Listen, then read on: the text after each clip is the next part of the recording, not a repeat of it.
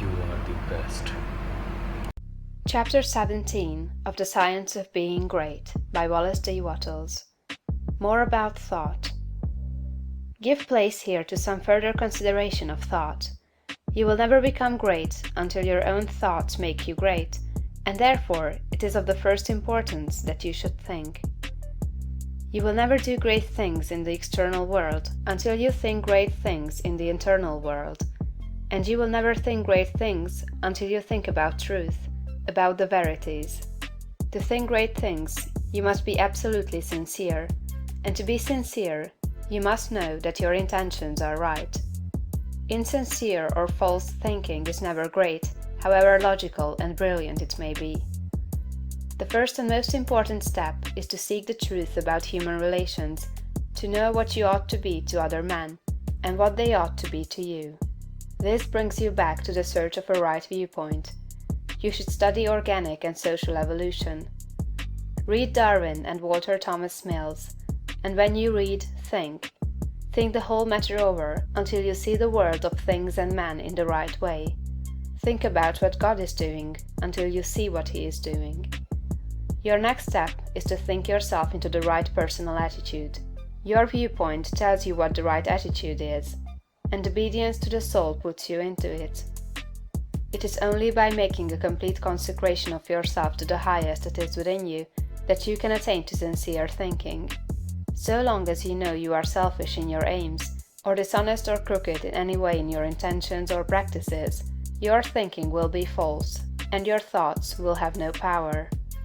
Think about the way you are doing things, about all your intentions, purposes, and practices, until you know that they are right. The fact of his own complete unity with God is one that no person can grasp without deep and sustained thinking. Anyone can accept the proposition in a superficial way, but to feel and realize a vital comprehension of it is another matter. It is easy to think of going outside of yourself to meet God, but it is not easy to think of going inside yourself to meet God. But God is there, and in the Holy of Holies of your own soul, you may meet Him face to face. It is a tremendous thing, this fact that all you need is already within you, that you do not have to consider how to get the power to do what you want to do, or to make yourself what you want to be. You only have to consider how to use the power you have in the right way. And there is nothing to do but to begin.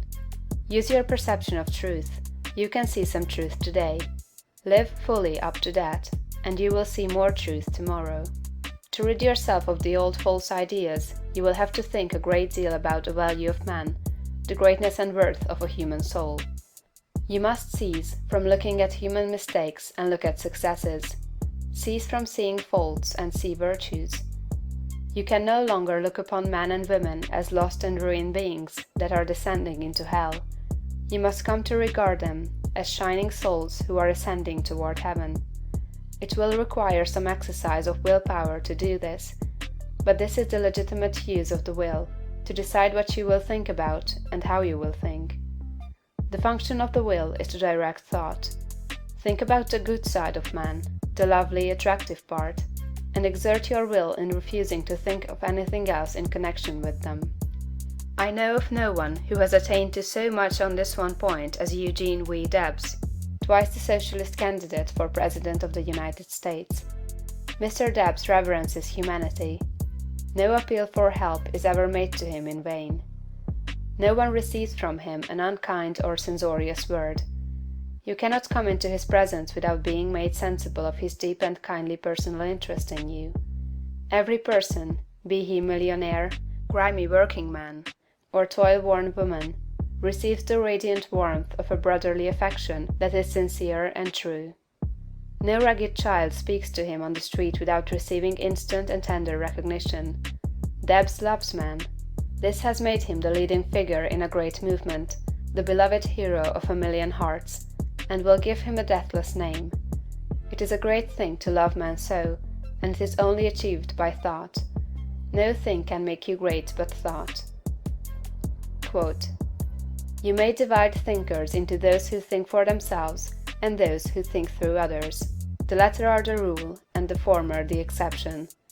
The first are original thinkers in a double sense, and egoists in the noblest meaning of the word." Schopenhauer. Quote, "The key to every man is his thought.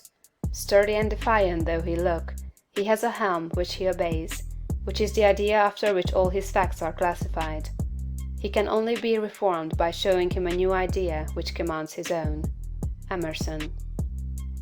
Quote, "All truly wise thoughts have been thought already thousands of times, but to make them really ours, we must think them over again honestly, till they take root in our personal expression." Goethe.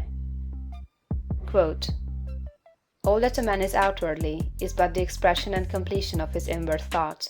To work effectively, he must think clearly. To act nobly, he must think nobly." Channing. Quote, "Great men are they who see that spirituality is stronger than any material force, that thoughts rule the world." Emerson. Quote, "Some people study all their lives, and at their death they have learned everything except to think." Domergue. Quote, "It is the habitual thought that frames itself into our life. It affects us even more than our intimate social relations do. Our confidential friends have not so much to do in shaping our lives as the thoughts have which we harbor." J.W. Thiel. Quote, "When God lets loose a great thinker on this planet, then all things are at risk. There is not a piece of science but its flank may be turned tomorrow, nor any literary reputation, or the so-called eternal names of fame that may not be refused and condemned." Emerson. Think, think, think.